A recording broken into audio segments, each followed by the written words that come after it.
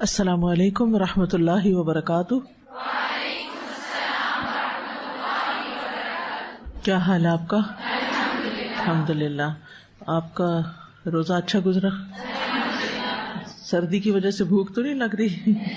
الحمدللہ۔ تو کل ہم نماز کے بارے میں بات کر رہے تھے اور فرائض کی ادائیگی کے بارے میں، کہ انسان جب اپنے فرائض ادا کرتا ہے تو اس سے اللہ سبحانہ تعالیٰ کا قرب حاصل ہوتا ہے، اور جب انسان فرائض کے علاوہ نوافل کا اہتمام بھی کرتا ہے تو اس سے انسان کو اللہ تعالیٰ کی محبت ملتی ہے، جیسا کہ قرآن مجید میں بھی آتا ہے، قل ان کنتم تحبون اللہ فاتبعونی یحببکم اللہ ویغفر لکم ذنوبکم۔ کہہ دیجئے اگر تم اللہ سے محبت کرتے ہو تو پھر اس محبت کا ثبوت کیسے دو گے؟ عمل سے۔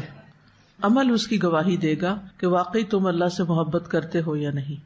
یہاں ایک اور کانسیپٹ بھی واضح کرتی جاؤں کہ اسلام میں یعنی قرآن و سنت میں جتنی بھی آیات یا احادیث آئی ہیں ان سب میں اللہ سبحانہ تعالیٰ سے محبت کی بات کی گئی ہے، عشق کی نہیں۔ عشق جو ہے یہ عام طور پر انسانوں سے کرتے ہیں، ٹھیک ہے؟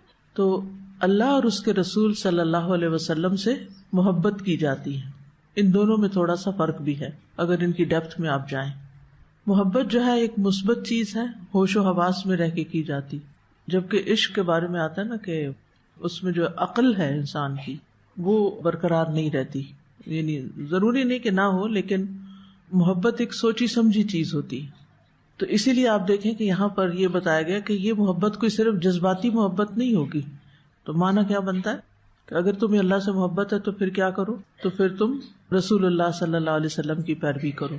جب انسان کو کسی سے محبت ہوتی ہے تو کچھ کرتا ہے نا، یا کچھ کرنے کو دل چاہتا ہے۔ تو جب لوگ سنت کی پیروی نہیں کرتے تو پھر وہ اللہ کی محبت میں کیا کرتے ہیں؟ ڈانس کرتے ہیں، قوالیاں گاتے ہیں اور اسی طرح کے کام کرتے ہیں، جس میں وہ پرواہ نہیں کرتے کہ اللہ تعالیٰ کا حکم کیا ہے، اللہ تعالیٰ کو کیا پسند ہے۔ وہ صرف جذبات کی شدت کا اظہار کرتے ہیں، جبکہ قرآن مجید ہمیں کیا بتاتا ہے؟ قل ان کنتم تحبون اللہ فاتبعونی، کہ محمد صلی اللہ علیہ وسلم کا اتباع کرو، کیونکہ آپ کی لائف سب سے زیادہ بیلنسڈ لائف تھی، توازن والی زندگی تھی۔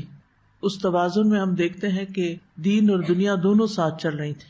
تو بہرحال اگر ہم سب اللہ سے محبت کرتے ہیں تو ہمیں نوافل کا اہتمام کرنا ہے، اور اس میں سب سے پہلے ہم نماز کو لیں گے، کیونکہ نماز کا حساب سب سے پہلے ہونا ہے۔ تو ہمیں نماز میں فرض کے علاوہ سنتیں بھی پڑھنی چاہیے، جو نوافلی کی ایک قسم ہے۔ نبی صلی اللہ علیہ وسلم نے فرمایا، جو شخص ہمیشہ 12 رکعات پڑھے گا تو اللہ عز و جل اس کے لیے جنت میں گھر بنائے گا۔ ظہر سے قبل 4، ظہر کے بعد 2، مغرب کے بعد 2، عشاء کے بعد 2 اور فجر سے پہلے 2 رکعات، ٹھیک ہے؟ عمرو بن اوس رضی اللہ عنہ سے روایت ہے، انہوں نے کہا کہ مجھ سے انبسہ بن ابی سفیان نے اپنی مرض الموت میں ایک ایسی حدیث سنائی جس سے انتہائی خوشی حاصل ہوتی ہے۔ لوگ حدیث سن کر خوش ہوتے تھے۔ مجھے نہیں معلوم کہ اس وقت آپ کے دلوں کا کیا حال ہے، کہ اس حدیث کو سن کر آپ کتنے خوش ہو رہے ہیں۔ کہتے ہیں میں نے ام حبیبہ رضی اللہ عنہا سے سنا، وہ کہتی تھی میں نے رسول اللہ صلی اللہ علیہ وسلم کو فرماتے ہوئے سنا کہ جس نے ایک دن اور رات میں 12 رکعتیں ادا کی اس کے لیے ان کے بدلے جنت میں ایک گھر بنا دیا جاتا ہے۔ ام حبیبہ رضی اللہ عنہا نے کہا، جب سے میں نے ان کے بارے میں رسول اللہ صلی اللہ علیہ وسلم سے سنا میں نے انہیں کبھی ترک نہیں کیا، کبھی بھی نہیں چھوڑا۔ انبسہ کہتے ہیں جب سے میں نے ان کے بارے میں ام حبیبہ رضی اللہ عنہا سے سنا میں نے انہیں کبھی نہیں چھوڑا۔ اور آپ کیا کہیں گے؟ کہ جنت میں گھر چاہیے نا، ٹھیک ہے نا؟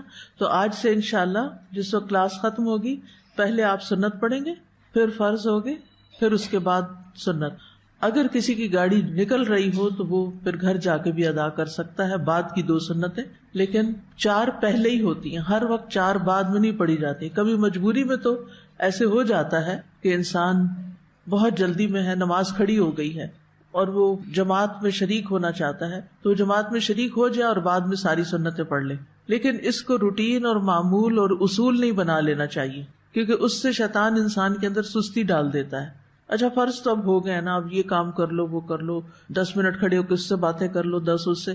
ہم باتوں میں کتنا وقت لگا دیتے ہیں لیکن اپنی آخرت کے بارے میں فکر نہیں کرتے. ٹھیک ہے، تو انشاءاللہ اللہ سبحانہ تعالیٰ سے دعا بھی ہے کہ وہ رمضان کے اس مبارک مہینے میں ہمارے عمل میں بہترین تبدیلی فرمائے اور ہمیں بہترین عبادات کی توفیق دے.